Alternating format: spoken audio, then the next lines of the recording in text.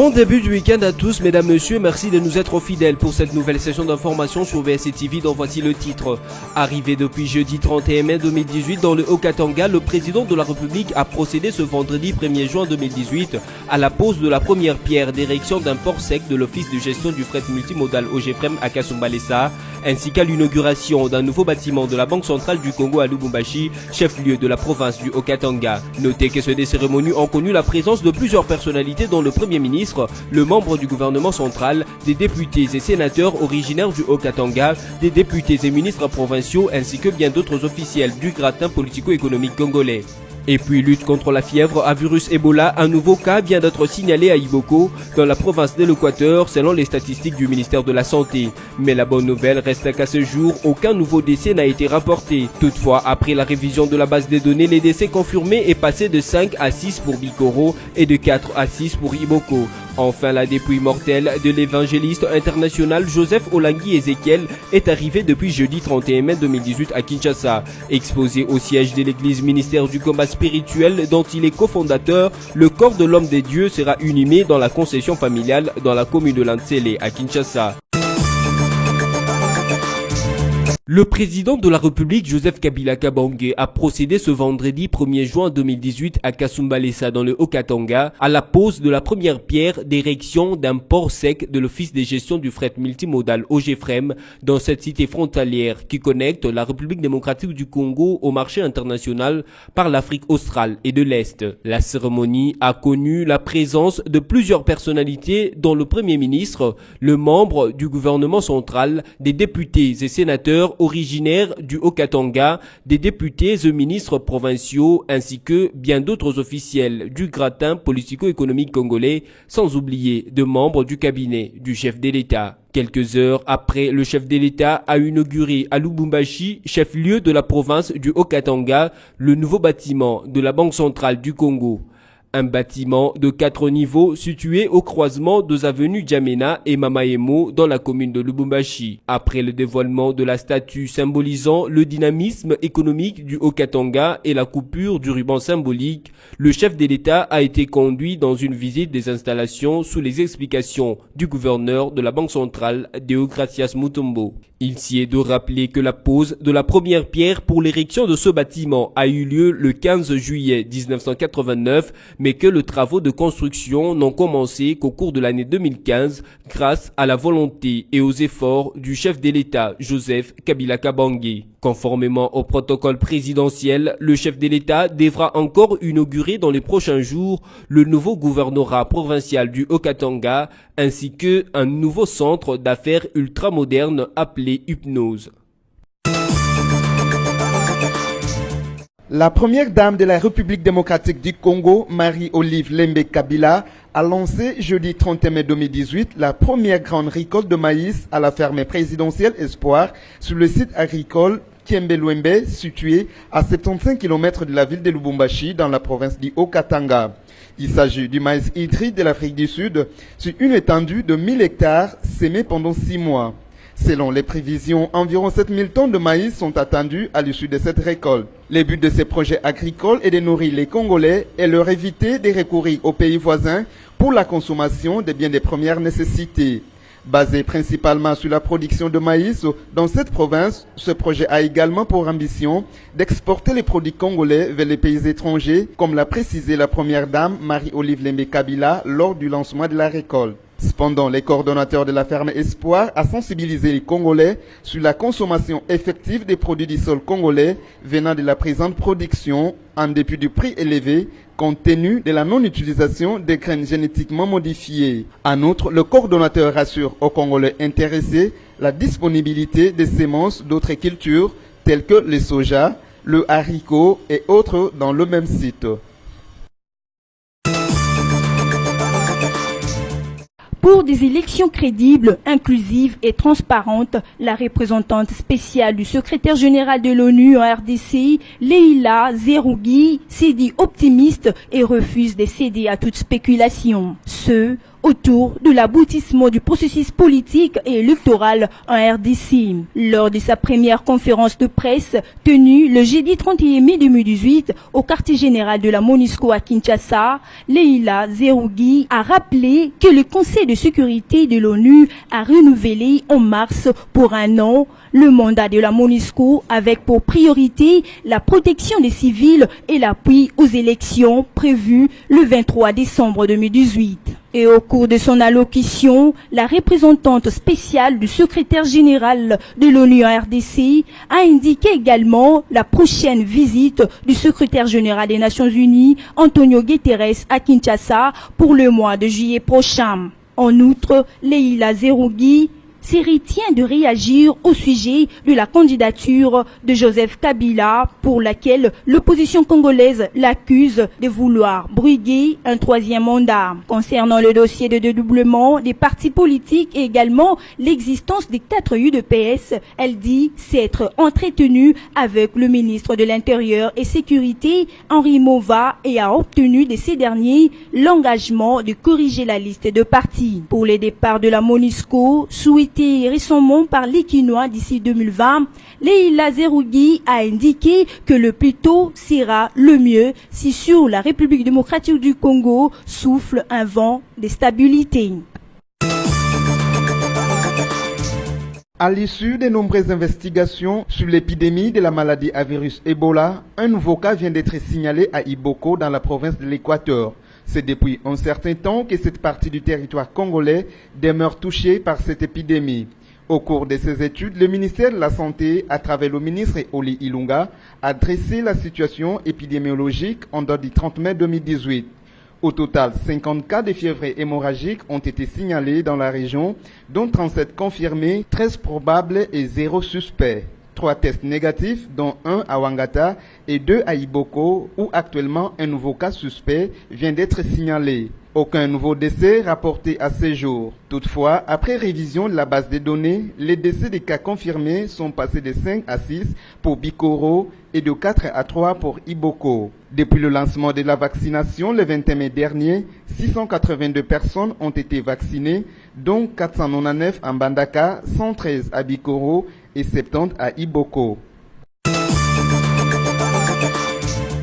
Le gouverneur du Kasaï central Denis Combay a déploré le jeudi 31 mai 2018 l'état délabré de la voie ferrée dans les territoires de Demba qui, selon lui, serait à la base du récent déraillement d'un train de marchandises de la Société nationale de chemin de fer du Congo SNCC dans la nuit du mardi 29 mai 2018. Le gouverneur s'est rendu sur les lieux où a eu lieu le déraillement du train, faisant 1 mort et 17 blessés. Sur place, il a fait son constat, les rails sont invisibles et les eaux que ruissellent traînent les sables qui sont tassés sur les rails. Il a attribué cette situation aux constructions anarchiques le long de la voie ferrée. Denis Combay a à cet effet ordonné la destruction d'une nouvelle construction sur les sites de la SNCC au quartier Bikoukou dans la commune de Kananga. Le directeur de cette société a salué la décision du gouverneur et exhorté les services communs à la démolition de faire diligence pour préserver la voie ferrée. Les réseaux ferroviaires de la SNCC qui passent par Kananga se trouvent à ce jour au centre des lotissements anarchiques qui contribuent à la détérioration du chemin de fer. Ce qui, dans l'opinion serrée, l'une des causes des nombreux déraillements de trains dans la région. Le nombre de candidats à l'ENAFEP édition 2017-2018 dans la province du Nord Kivu a été revu à la baisse suite à l'insécurité qui sévit dans cette partie du territoire congolais. C'est ce qui ressort des statistiques réalisées par le ministère de l'Enseignement primaire, secondaire et professionnel EPSP. Le nombre de participants à cette épreuve en 2017 était de 129 000 pour la même province. En cette année, ce nombre est réduit à 124 666. Cette baisse est due aux affrontements entre les alliances de forces démocratiques ADF et autres groupes armés dans cette partie de la RDC, ont relevé les mêmes sources. C'est ainsi que le gouverneur du Nord Kivu, Julien Paluku, a appelé les groupes armés à mettre fin à leur activité meurtrière afin de permettre aux enfants d'aller à l'école. Car le pays a besoin d'une jeunesse instruite et éduquée pour son lendemain meilleur, a-t-il déclaré. Les autorités éducatives éducationnel du Nord Kivu affirme qu'aucun problème ne s'est passé lors de la passation de l'épreuve de fin d'études primaires sur l'ensemble de la province en dépit de cette baisse de taux de participation.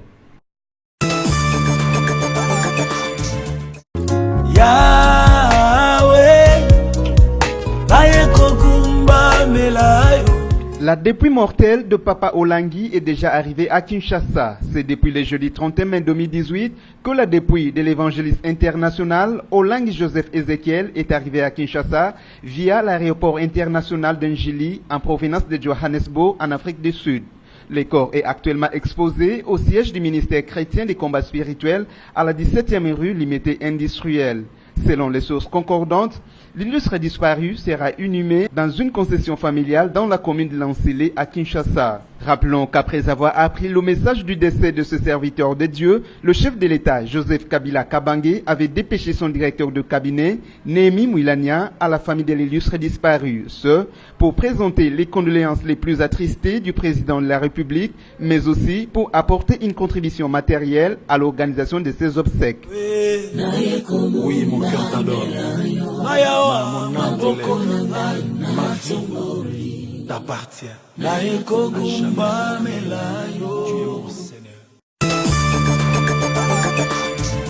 C'est un V-Club conséquent qui est venu à Boudendarinkle Motema Pembe avec un esprit de challenge à la première mi-temps, c'est jeudi 31 mai au Stade du Martyr avec un score de début contre 1.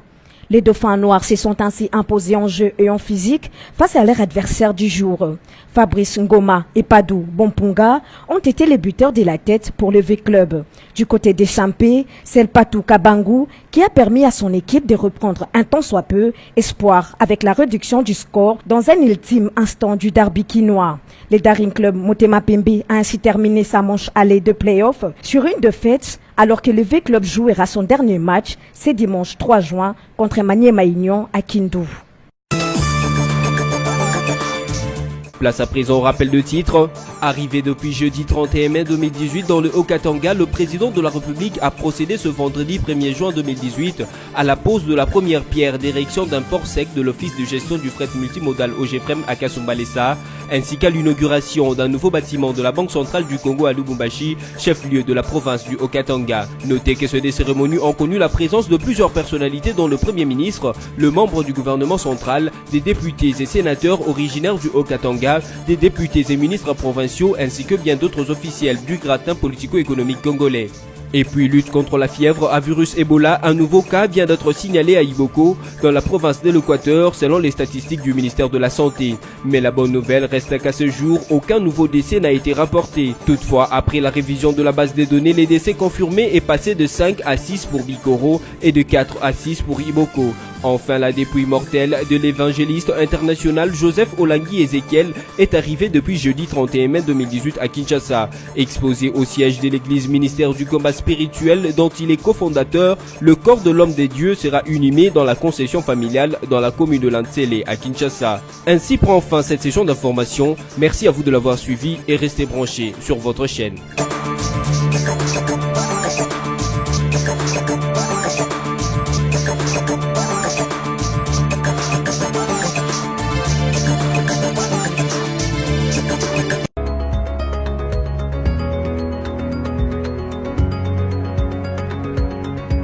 Bon week-end à tous et bienvenue à la revue de presse de ce vendredi 1er juin 2018, sélectionné et résumé pour vous sur BSC TV.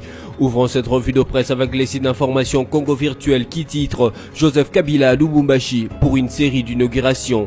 Le président de la République Joseph Kabila Kabange est arrivé en milieu d'après-midi du jeudi 31 mai 2018 à Lubumbashi pour une série d'inaugurations des infrastructures dans la ville cuprifère ainsi qu'à Kasumbalesa, frontière avec la Zambie. Le protocole annonce l'inauguration à Lubumbashi du nouveau gouvernorat provincial du Haut-Katanga, du nouveau siège provincial de la Banque centrale du Congo et d'un nouveau centre d'affaires ultra moderne appelée hypnose. À Kasumbalesa, Joseph Kabila a procédé ce vendredi 1er juin 2018 à la pose de la première pierre pour la construction d'un port sec de l'EGFREM. À sa descente d'avion à l'aéroport international de Loano, le chef de l'État, qui a été rejoint à bord par son épouse Marie-Olive Lembe Kabila, était accueilli par le vice-premier ministre en charge de l'intérieur et sécurité Henri Mova, qui avait à ses côtés le gouverneur de province Pandé Kapopo et un comité restreint de sécurité. Poursuivons cette revue de presse avec Forum des As qui écrit « En prévision d'une série d'inauguration dans le Haut-Katanga, le président de la République est arrivé hier en début d'après-midi à Lubumbashi, chef-lieu de la province du Haut-Katanga. Dans l'agenda du chef de l'État, une série d'inauguration aujourd'hui vendredi. En outre, il est prévu que le chef de l'État procède à la pose de la première pierre pour la construction d'un port sec de l'EGFREM à Kasumbalesa, situé à 96 km de Lubumbashi. Kasumbalesa est un port frontalier d'importance capitale pour la République démocratique du Congo. Situé à la frontière avec la Zambie, il relie Lubumbashi à Kitwe par route et par chemin de fer exploité par la SNCC. Kasumbalesa, dans les territoires de Sakania, a eu à enregistrer une forte croissance économique grâce à l'implantation de l'ex-Sodimisa. Bouclons cette revue de presse avec la radio Kapi qui écrit Sud Kivu, poursuite de la grève des infirmiers. La grève des infirmiers du Sud Kivu est entrée ce jeudi 31 mai 2018 à son deuxième jour. La veille, une femme enceinte est décédée dans la zone de santé des Nyangezi, faute d'assistance, selon des sources infirmières. Le représentant des infirmiers du Sud Kivu, Joto Banyamungu Mushagalusa, souligne que leur mouvement est prévu pour 5 jours. Les malades qui n'ont pas d'assistance commencent à circuler ça et là, cherchant à se livrer à l'automédication. C'est vraiment déplorable, a regretté Joto Banyangu Mushagalusa, décriant le mauvais comportement du ministre provincial de la Santé qui ne s'est pas soucié du problème des infirmiers. Le gréviste réclame notamment une révision à la hausse de leurs primes de risque. C'est la fin de cette revue de presse. Merci à vous pour votre attention soutenue.